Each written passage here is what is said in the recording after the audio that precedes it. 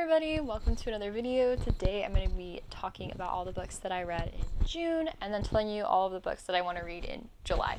I decided to actually combine these videos because I keep not filming them until the beginning of that actual month.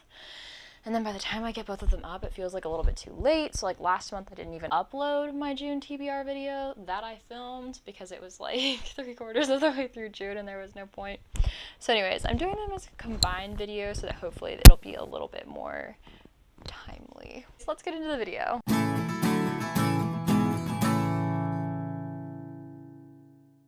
So first, let me tell you about all the books that I read in June. So we're going to start with Flamefall, which is the second book in the Aurelian cycle by Rosaria Munda.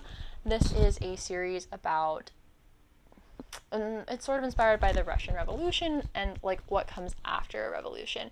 And so it follows these teenagers who are dragon riders. They're the next generation of dragon riders, and they're supposed to kind of help this new regime and maintain order, and it kind of covers all of the various problems that arise as a result of that. This sequel was really, really good. It was as good as the first book. It was really entertaining, really enjoyed it. Highly recommend the series. I actually already purchased the third one, so pretty excited to read that soon. I did actually get this on eBay, I think, because it is a library book, as you can tell, or it once was a library book. Maybe I'll figure out how to take off the library book casing, but I don't really know how to do that. So anyways, the next book that I read in June was Spinning Silver by Naomi Novik, and I actually gave this book 5 stars. So yeah, it was amazing. I thought that the writing style was beautiful, just absolutely beautiful. And I thought that all of the various fairy tale elements that went into it, even the ones that weren't from Rumpelstiltskin itself, just made the story feel so immersive, and also like all of the descriptions of the cold and everything that was happening was really good. I really loved all of the characters and how we followed their perspectives, and I felt for all of them so much and all of their problems, and it was sad and it was heartwarming and it was so good. If you love fairy tale retellings and beautiful writing and beautiful settings and mysterious magic, then I would highly recommend this book. As far as what it's about, it's basically just like a Rumpelstiltskin retelling-ish, but it's got a lot more going on than just that. It's about this girl who, her father is a moneylender, and she decides that she's going to take over the family business and sort of brags about being able to turn silver into gold.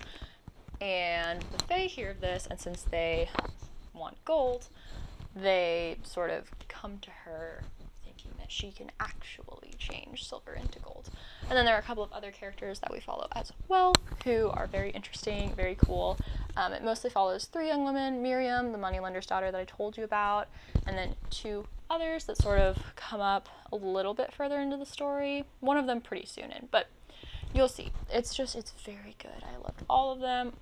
I thought it was just basically a perfect book. I mean, the one thing I'm complaining about is just like, sometimes I like books with a little bit more depth of character, where like I can feel like they're actually real, and these felt more like fairy tale characters. But I thought that really fit this book, so that's why I didn't ding it for it. I thought it was good for the book, and I really, really enjoyed it.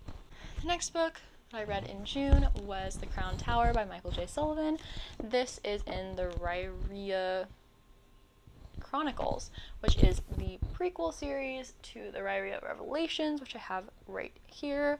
It's set 12 years earlier and explores kind of how Hadrian and Royce met each other and some of their adventures before the events of the main series. Yeah, so if you don't know what the series is about, it's about 2 men who team up to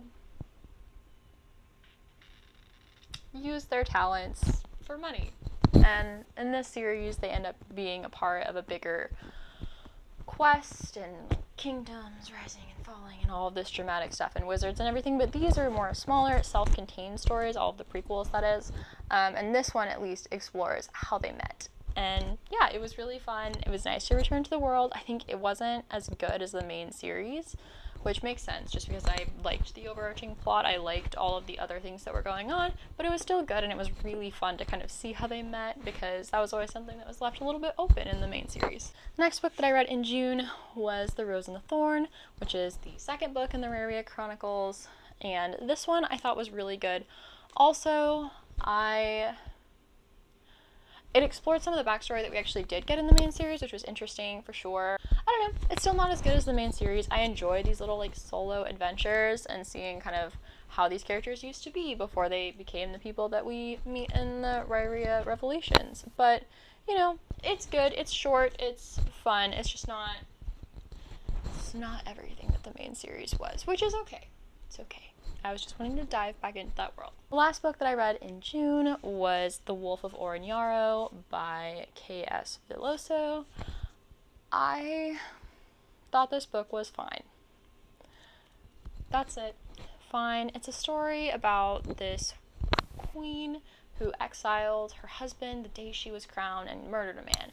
And that's sort of the premise that you're given, and that's, I think, a little misleading, because the story doesn't tell the tale of this like epic warlord lady running her cool kingdom and all the clans and the warlords and managing all of that and like fighting everybody. It's a story of her going to a city to meet up with her ex-husband and then spending most of the story being lost and doing nothing.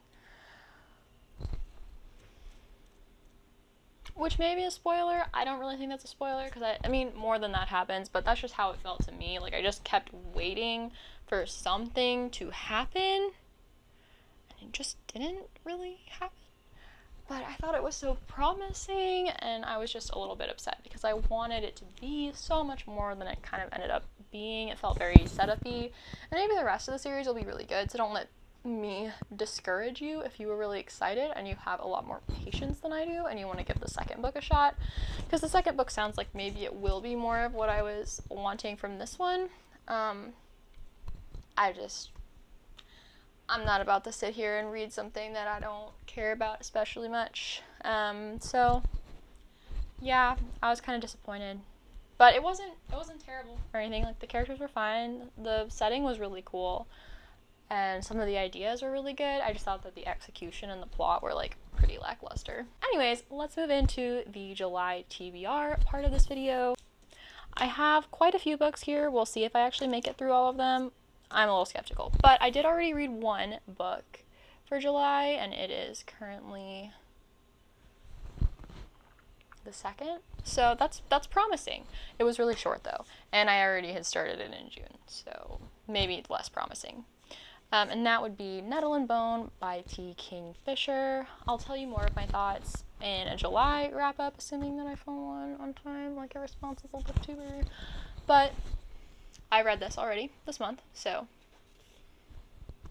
This is a, like, dark fairy tale, a new fairy tale, not, like, a retelling. It's a fresh fairy tale, and it's about this woman whose sister is in an abusive relationship with a king, and her sister Mara, the main character, decides that she is going to kill this king, whatever it takes, and so she has to go on a quest with some fun individuals to accomplish this task. It has all the elements that you would expect out of a fairy tale, like godmothers and cute animal companions and knights and crazy old lady witches and things like that. It's fun. I won't say too much more than that, but the next book that I'd like to read this month is a book that I am in the middle of reading, and that would be The Wisteria Society of Lady Scoundrels. I'm like halfway through. I'm having a blast. I don't know why I haven't heard more about this book. Maybe I'm just like not watching the right videos or something like that, and I'm only watching people who read like high fantasy, because I went into this expecting it to be basically just like a historical romance, but it's not. It's about these lady pirates who fly houses around with like black flags waving and everything to like rob rich people throughout England in their cool flying houses, and they have like this society, and it's all very tongue-in-cheek. Like, it's very funny, and it's not meant to be taken seriously. Like, they're like all trying to kill each other, but it's kind of like a joke, and they're all like very prim and proper, and a lot of the exchanges remind me of The Princess Bride, where they're like very politely discussing how they're going to murder each other, or like they're complimenting each other's techniques, or like a sword fight is happening while characters are talking and they're like correcting people's stances while they're like having a heated discussion, and they're all being so polite, like, oh, would you excuse me, but whatever. I don't know. It's very funny. And the romance is pretty fun as well. So I'm having a blast with this. And I think there are 2 more in the series, so that's pretty exciting. Next book that I'd like to read in July would be Emily Wilde's Encyclopedia of Fairies. This is a new release, and it is a story about a girl named Emily Wilde who is a scholar on fairies, and this is her like journal as she discovers some interesting things going on in this town, and her academic rival shows up, and like maybe there's a romance. I don't know. But I love this cover. It seems really cute. Love fairies, and it seems like a cute little fantasy romance, which lately I've been on a major fantasy romance quest. Like, the Bridge Kingdom really kicked something off for me, and I've just been searching for fantasy romance books. So yeah, I'm excited for this. Next, I'd like to read Skin Game by Jim Butcher. I have been a little bit procrastinating with the Dresden Files lately because I don't want to finish them and have to wait all the time for the next book, but I do already have this one in a library book, and I really want to read it. Why? My camera just turns off all the time, and I need to figure out how to tell it to stop turning off. Like, I'm filming. Stop turning off in the middle. Like, if I wanted you to turn off in the middle of a video, I would turn you off. I don't think anyone accidentally leaves video cameras running. Certainly not in the like 15-minute time span. It's fine. Anyways, next book that I'd like to read in July is the rest of Rhythm of War. This is a book that I've been in the middle of for quite a few months. This seems to happen to me with all of the Stormlight Archive books, which is that I like get part of the way through and then I abandon them and then I come back. I don't know what to tell you, but I am at book 4. So it would be very doable for me to finish this month, so I'd like to do that soon. Maybe I'm going to try reading it at the same time as something else, you know?